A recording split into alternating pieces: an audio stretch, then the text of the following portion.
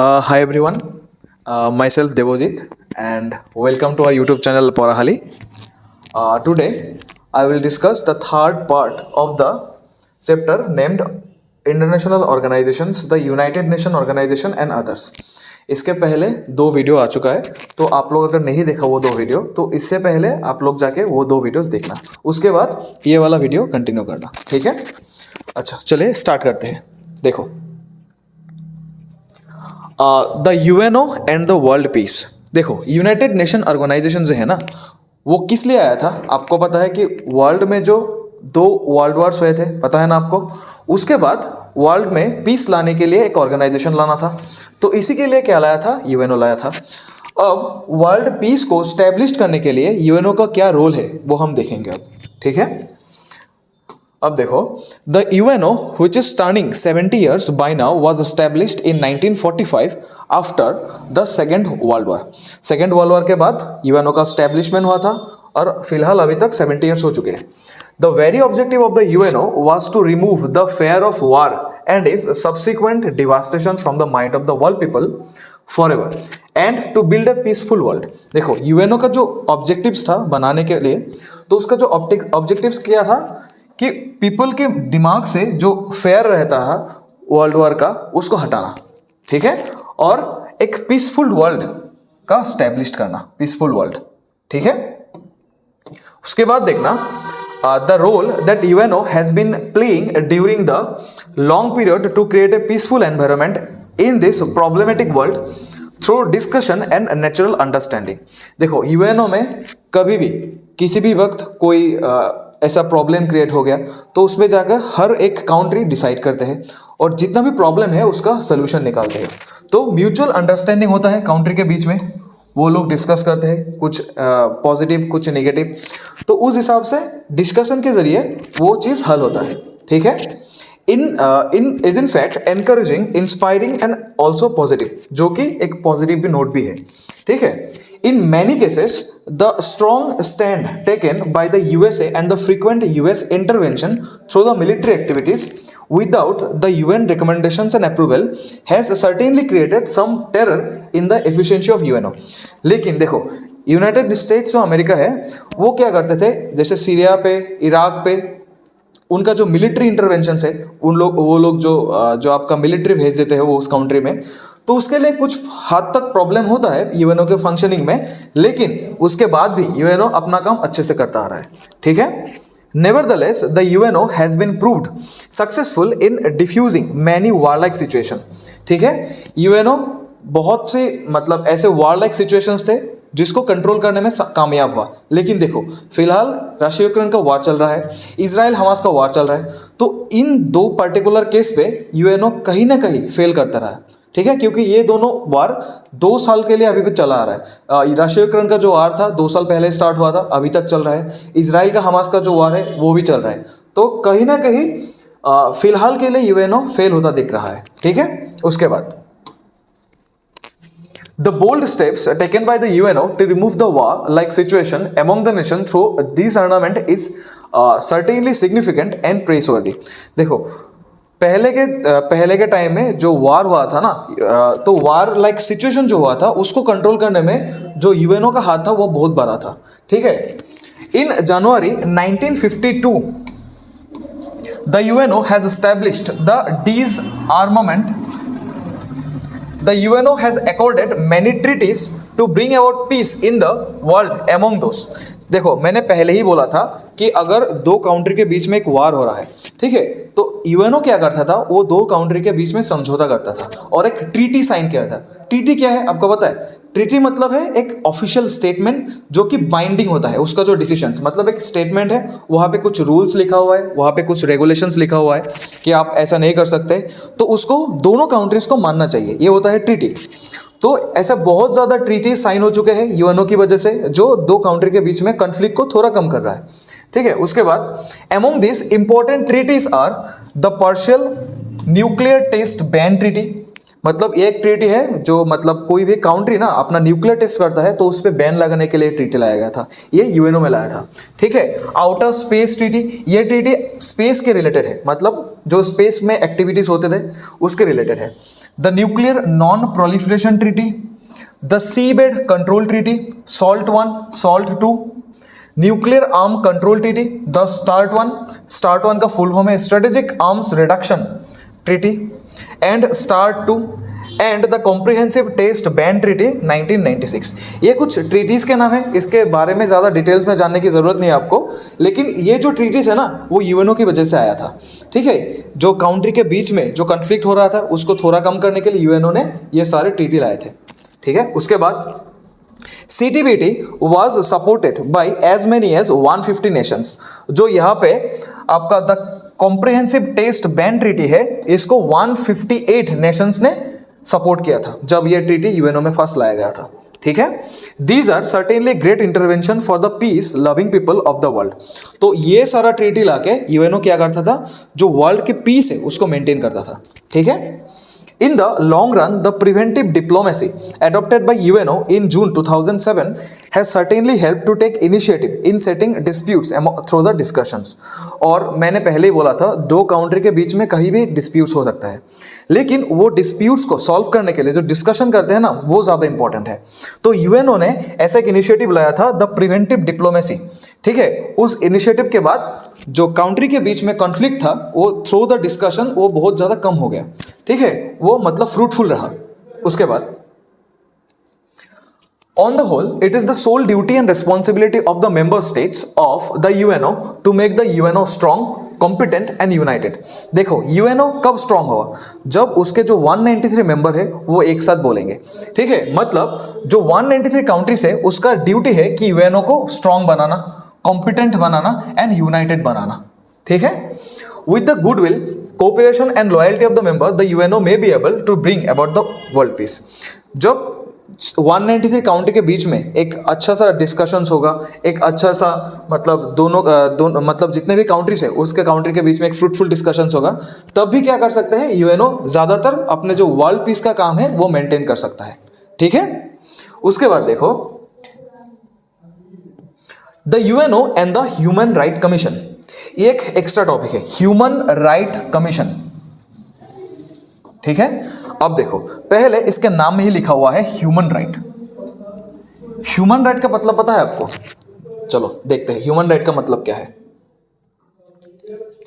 देखो, according to United Nation, human rights are the rights inherent to all human being.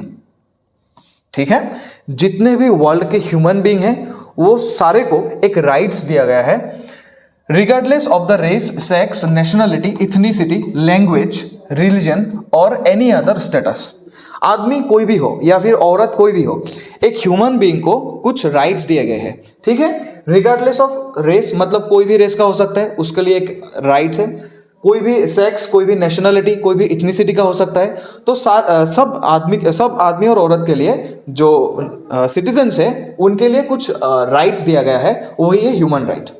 ठीक है, अब देखो human rights include the right to life and liberty. देखो हर एक इंसान को जीने का हक है, आपको पता है, तो वही क्या है, the right to life and liberty. ठीक है, उसके बाद freedom from slavery and torture. किसी भी कोई भी इंसान हो इस वर्ल्ड में तो वो टॉर्चर और स्लेवरी से फ्री होना चाहिए। कोई किसी का स्लेवर नहीं है, कोई किसी को टॉर्चर फेस नहीं कर सकता। तो इसलिए freedom from slavery and torture ये भी एक ह्यूमन राइट है। उसके बाद freedom of opinion and expression. देखो एज ए पर्सन आप कुछ भी ओपिनियन दे सकते हो, कहीं भी कुछ मैटर हो गया आप उसमें अपना एक्सप्रेशन दे सकते हो, ये होना चाहिए, ये नहीं होना चाहिए। ये सारे के सारे क्या है, एक एक ह्यूमन राइट्स है। द राइट टू वर्क, आप कहीं पे भी कुछ भी काम कर सकते हो, आपका सिर्फ इलीगल नहीं होना चाहिए, लीगल कुछ भी कर सकते हो आप। एंड एजुकेशन, आपका एजुकेशन लेने का जो राइट्स है वो भी एक राइट है। And many more. तो ये सारा का सारा क्या है, ह्यूमन राइट है। ह्यूमन राइट मतलब कुछ राइट जो आपको दिए गए हैं एज ए ह्यूमन बीइंग। ठीक है, उसके बाद बैक टू द टॉपिक। देखो ह्यूमन राइट कमीशन, ठीक है, इसके बारे में पढ़ते हैं। The human right commission of the UNO was set up on 16 February 1946। The human right commission मतलब एक कमीशन है जो ह्यूमन राइट पे ही फोकस करते हैं सिर्फ। ठीक है, उसका एस्टेब्लिशमेंट कब हुआ था, 16 फरवरी 1946 को हुआ था। This permanent organization came into being in order to secure the right of the people of the world. इसका बनाने का मकसद क्या था? एक ही मकसद था, जो वर्ल्ड के जो पीपल है उसका जो राइट है वो सिक्योर करना है। ठीक है, उसके बाद और एक परमानेंट ऑर्गेनाइजेशन है, ये याद रखना, यूएनओ का एक permanent organisation human right commission है। ठीक है, at the interception of this organisation there were 18 member. देखो पहले क्या होता था, जब ये एस्टेब्लिश्ड हुआ तब कितने मेंबर्स थे? 18 मेंबर्स थे। उसके बाद in 1962 the number of member of the commission was increased to 21। उसके बाद 1962 में उसका मेंबर इंक्रीज किया गया, कितना किया गया? 21। Again in 1993 its member was increase to 53 और 1993 में उसका मेंबर इंक्रीज होकर कितना हुआ? 53। The members of the human right commission are elected for 3 year. ये याद रखने की जरूरत है आपको कि ह्यूमन राइट के जो मेंबर है ना वो कितने साल के बाद कितने साल के लिए इलेक्ट होता है? 3 साल के लिए। ठीक है, the commission takes its decision on the basis of majority of vote. देखो जितने भी मेंबर है सारे के पास एक एक वोट होता है, आपको पता है, तो मेजोरिटी ऑफ वोट के हिसाब से उसका कुछ डिसीजंस लिया जाता है। जैसा अगर मान लो कि कहीं पे 5 मेंबर है तो 3 मेंबर जो बोलेंगे वही डिसीजंस लिया जाएगा। ठीक है, ऐसा होता है मेजोरिटी ऑफ वोट। उसके बाद the human right commission seeks report on the violation of human right from the member states and it takes up such cases for hearing. अब देखो मान लो एक कंट्री अमेरिका है, ठीक है, उस पे कुछ ह्यूमन राइट के वायलेशन हो। एक इंसान है,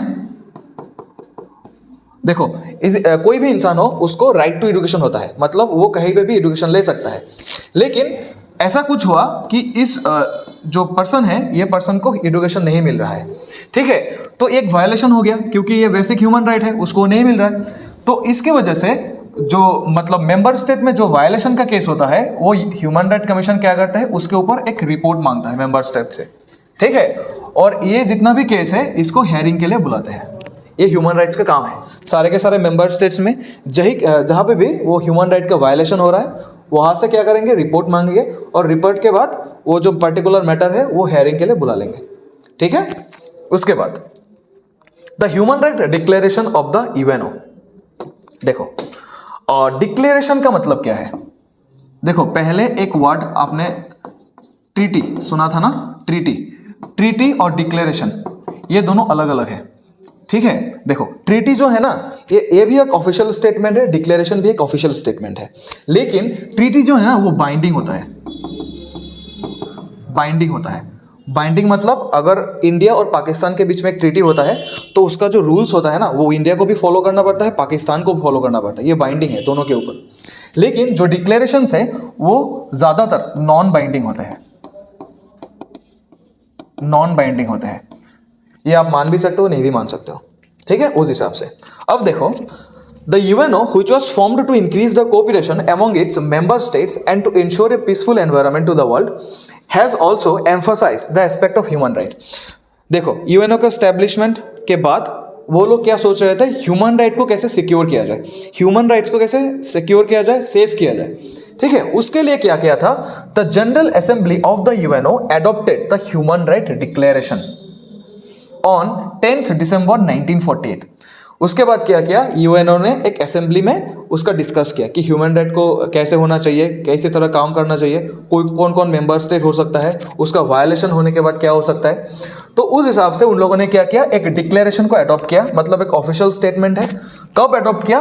10th December 1948 को, with the support of 48 member states to secure the human rights that are essential for each individual to live a dignified human life। ठीक है, उसके बाद 48 मेंबर स्टेट ने उसको सपोर्ट किया और क्या किया, ह्यूमन राइट्स जो है ना वो जो एक इंसान को डिग्निफाइड लाइफ देता है उसके ऊपर डिस्कस करके ह्यूमन राइट डिक्लेरेशन ले आया। ठीक है, this is the reason why the day 10th December is being celebrated as the World Human Right Day all over the world every year। हर साल 10th December को ह्यूमन राइट्स जो day है वो observe किया जाता है होल वर्ल्ड पे। ठीक है, ये डेट आपको याद रखना पड़ेगा, 10th December human rights day. ठीक है, उसके बाद the human right declaration which consist A preamble and 30 articles has mainly served the objectives. देखो प्रियम्बल आपको पता है ना, जैसे हमारे कॉन्स्टिट्यूशन में एक प्रियम्बल होता है, प्रियम्बल एक्चुअली आपके जो बुक में कॉन्टेक्स्ट होता है ना, प्रियम्बल भी ऐसा काम करता है, ठीक है, एक आइडेंटिटी कार्ड का है। तो एक प्रियम्बल है और कितना आर्टिकल्स है, 30 आर्टिकल्स है। उसके बाद इसका जो मेजर 2 ऑब्जेक्टिव्स है ये आपको याद रखना पड़ेगा। एक प्रियम्बल है, 30 आर्टिकल है और 2 मेजर ऑब्जेक्टिव है। क्या क्या है? Firstly the right of the people of the world have been incorporated in this declaration. इस डिक्लेरेशन में जितने भी ह्यूमन राइट्स के जो एक पर्सन को राइट्स होना चाहिए, ये सारे के सारा मेंशन किया गया है, ठीक है। उसके बाद secondly the member states have given recognition to this human right which have been mentioned in the declaration. और उस डिक्लेरेशन में जो जो भी ह्यूमन राइट्स है ना, उसको जो मेंबर स्टेट्स है उसको एडॉप्ट करने के लिए बोला गया, उसको रिकॉग्नाइज करने के लिए बोला गया, ठीक है। ये 2 मेजर ऑब्जेक्टिव है। उसके बाद it is noteworthy that the human rights mentioned in the declaration have brought certain limitation to the power and function of the member states of the UNO। देखो मेंबर स्टेट्स कितने होते हैं? 193 होते हैं। Member states 193 होते हैं, 193 member state होते हैं, ठीक है। अब देखो यूएनओ ने क्या बोल दिया कि जो आपके पास जो सिटीजन है उसको एक पर्टिकुलर ह्यूमन राइट होनी चाहिए, वो आपको रिकॉग्नाइज करना पड़ेगा। देखो इसके लिए क्या होता है ना, जितने भी मेंबर स्टेट है उसको कुछ दिक्कत होती है। जैसे मेंबर स्टेट्स का जो गवर्नमेंट है ना, वो कुछ और चाहते हैं, जैसे हमें नहीं मिलना चाहिए कि हम अब सब लोगों को ह्यूमन राइट दे दिया तो कुछ मतलब प्रॉब्लम हो रहा है उन लोगों के लिए। तो उस टाइम में क्या होता है, उसका लिमिटेशंस होता है पावर और फंक्शन का, ठीक है। एक पर्टिकुलर गवर्नमेंट को कुछ लिमिटेशंस होता है, क्योंकि ह्यूमन राइट सबको देना है। ऐसा कुछ गवर्नमेंट है वो जो नहीं चाहता कि ह्यूमन राइट्स नहीं देने चाहिए, ठीक है, उस हिसाब से कुछ दिक्कत होता है। उसके बाद because on principle no state can ignore this right. कोई भी स्टेट हो, कोई भी कंट्री हो, इग्नोर नहीं कर सकता ये सारे राइट्स को।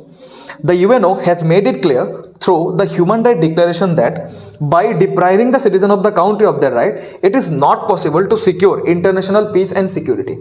UNO ने क्या बोला कि अगर आपके सिटीजन को जो ह्यूमन राइट मिलना चाहिए वो अगर नहीं मिला तो इंटरनेशनल पीस और सिक्योरिटी कभी भी स्टैब्लिश नहीं हो सकता। तो इसलिए हर एक सिटीजन, हर एक कंट्री के सबको ह्यूमन राइट्स मिलना चाहिए। It is encouraging and praiseworthy that the UNO has taken positive steps for the citizen of the world to live a dignified life। इसलिए ऐसा करके क्या किया यूएनओ ने, जो हर एक पर्सन है वर्ल्ड का, उसको डिग्निफाइड लाइफ जीने के लिए ह्यूमन राइट्स लेके आया, ठीक है। Next, although the human right declaration is not a treaty. देखो यहाँ पे भी लिखा है ये ट्रीटी नहीं है, ह्यूमन राइट डिक्लेरेशन ये नॉन बाइंडिंग है, and the member states of the UNO are not bound, ठीक है। ऐसा नहीं है कि बाइंडिंग करना ही पड़ेगा, ठीक है, ऐसा नहीं है, नॉन बाइंडिंग है ये। Nevertheless this declaration with the good will of the member states of the UNO has helped the people of the world to make all round development in their personality. तो ये जो human rights है ये हर एक इंसान के जो personality development के लिए बहुत सारा कंट्रीब्यूशन करता है, ठीक है। उसके बाद national human right commission India. देखो यूनाइटेड नेशन ने क्या बोला कि हर एक कंट्री जितने भी उसके मेंबर स्टेट्स है सारे के सारे में एक ह्यूमन राइट कमीशन का स्टैब्लिश करना पड़ेगा। उसको बोला गया नेशनल ह्यूमन राइट कमीशन। हर एक कंट्री में ऐसा ह्यूमन राइट का कुछ ऑर्गेनाइजेशन सेटअप करने के लिए बोला, ठीक है। इन 1966 the UNO adopted a resolution and it sought suggestions from all member states regarding the formation of human right commission। 1966 ने क्या किया, यूएनओ ने सारे मेंबर को बुलाया, एक रेजोल्यूशन पास किया। रेजोल्यूशन भी एक ऑफिशियल स्टेटमेंट होता है, उसमें कुछ रूल्स रेगुलेशंस ऐसा लिखे होते हैं, ठीक है। और क्या बोला, सब लोगों को सजेशंस दिया कि एक ह्यूमन राइट कमीशन स्टैब्लिश करने में हर एक कंट्री में, ठीक है।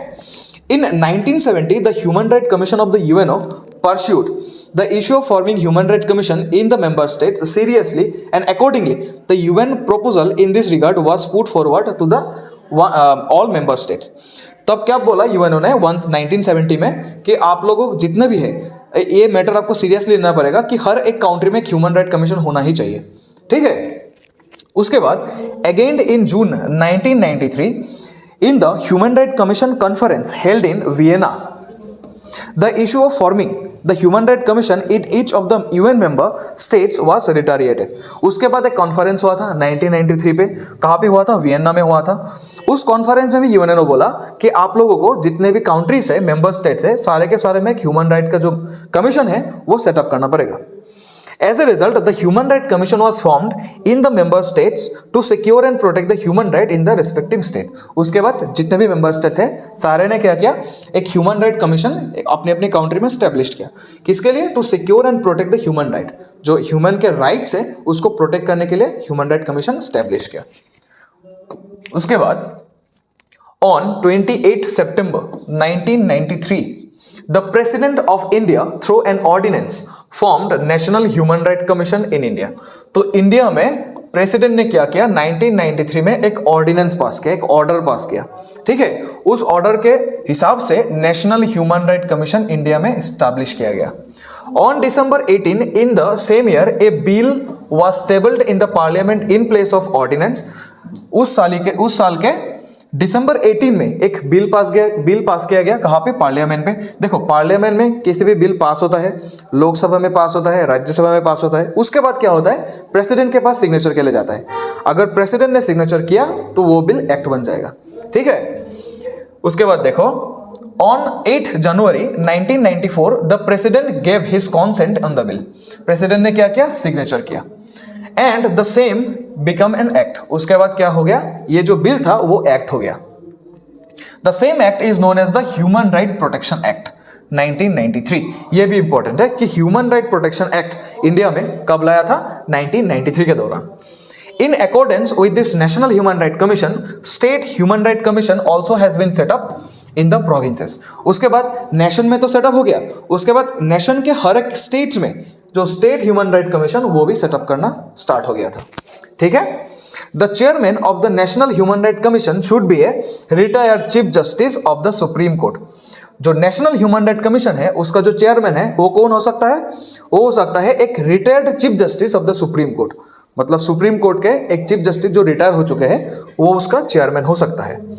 Among the other members are, और कुछ और मेंबर्स भी हो सकते हैं, जैसे one member is either a serving or a retired जज ऑफ द सुप्रीम कोर्ट। एक मेंबर ऐसा हो सकता है जो कि सुप्रीम कोर्ट के जज हो, रिटायर भी हो सकता है या फिर करंट भी हो सकता है। 2. Another member in either serving chief justice of any high court or retired chief justice of high court। और एक मेंबर क्या हो सकता है? जो हाई कोर्ट है वो हाई कोर्ट के जो चीफ जस्टिस है वो रिटायर्ड भी हो सकता है या फिर सर्विंग भी हो सकता है, वो एक मेंबर हो सकता है। उसके बाद 2 members are from those having knowledge and experience on the human right activities as activist। और 2 मेंबर ऐसा हो सकता है जिसको ह्यूमन राइट के ऊपर उसका जो एक्सपीरियंस है उसके बेसिस पे, ठीक है, उसको क्या बोलते हैं? एक्टिविस्ट बोलते हैं। जो ह्यूमन राइट का एक्सपीरियंस है उस हिसाब से 2 मेंबर को सिलेक्ट किया जाता है, ठीक है। उसके बाद in addition the chairman of the national minority commission, the chairman of the schedule caste and schedule tribe commission national commission and the chairman of the National Women's Commission shall be the members of the National Human Rights Commission। देखो national human right commission जब establish हुआ ना उसके बाद ऐसा कुछ organisation establish हुआ, एक है नेशनल माइनॉरिटी कमीशन। मतलब इस कमीशन का काम क्या है? माइनॉरिटी के ऊपर फोकस करना है, ठीक है। The chairman the schedule caste and schedule tribe national commission, एक कमीशन का फॉर्म हुआ जिससे कि शेड्यूल कास्ट और शेड्यूल ट्राइब के लोगों के ऊपर ज्यादातर फोकस किया जाता है। The chairman of the national women commission, मतलब ये कमीशन है जो वुमेन्स के इश्यूज के ऊपर फोकस करता है। शैल बी, अच्छा ये सारे के सारे जो कमीशन है ना, इसका जो चेयरमैन है वो ह्यूमन राइट कमीशन के भी मेंबर हो सकते हैं, ठीक है। The president of India appoint all the member of the commission for 5 year. और जो मेंबर होते हैं उसका अपॉइंटमेंट कौन करते हैं? President of India. ये इंपॉर्टेंट है, प्रेसिडेंट ऑफ इंडिया अपॉइंट करते हैं कितने साल के लिए? 5 ईयर्स के लिए, ठीक है, ये याद रखना जरूरी है। उसके बाद the commission shall take up all the human right violation cases in India and after proper scrutiny and review it shall submit its report to the government for necessary action. मान लो कहीं पे एक प्लेस है, उस पर कुछ लोग हैं, उसको ह्यूमन राइट्स नहीं मिल रहा है, ठीक है, हमारे कंट्री में, मान लो हमारे कंट्री में, तो क्या करेगा, वहाँ पे ह्यूमन राइट वायलेशन होगा, तो नेशनल ह्यूमन कमीशन जो है वो सारे के सारे केसेस अपने हिसाब से लेंगे, ठीक है। और क्या करेंगे, उसका एक रिपोर्ट बनाएंगे, रिपोर्ट बनाने के बाद वो गवर्नमेंट को सबमिट कर देंगे कुछ एक्शन लेने के लिए, जे वहाँ पे ऐसा कुछ हो रहा है, आप तुरंत एक्शन लीजिए। उसके बाद on the whole the national human right commission must play the role of a sentinel so far as human rights are concern. तो मतलब एक हिसाब से जो ह्यूमन राइट कमीशन है वो एक तरफ से ह्यूमन राइट्स के लिए भगवान है, ठीक है, लेकिन मतलब जितना भी ह्यूमन राइट्स वायलेशन होता है वो केस कौन लेता है, ह्यूमन राइट कमीशन लेता है। उसके बाद वो रिपोर्ट बनाता है, गवर्नमेंट ऑफ इंडिया को सपोर्ट करता है, सेंड करता है, और गवर्नमेंट ऑफ इंडिया उस हिसाब से एक्शन लेता है, ठीक है। अच्छा देखो, यही तक था। मेरे हिसाब से ये चैप्टर आपका कंप्लीट हो गया। लास्ट टॉपिक था ये ह्यूमन राइट कमीशन। आपको अगर अच्छा लगे तो एक लाइक कर देना, और कुछ डाउट्स हो तो आप कमेंट में पूछ सकते हैं, और जो मैंने यहाँ पे जो मार्क किया वो थोड़ा आप लोग देख लेना, क्योंकि यही से क्वेश्चन बनता है, ठीक है। तो आज के लिए इतना ही, थैंक यू।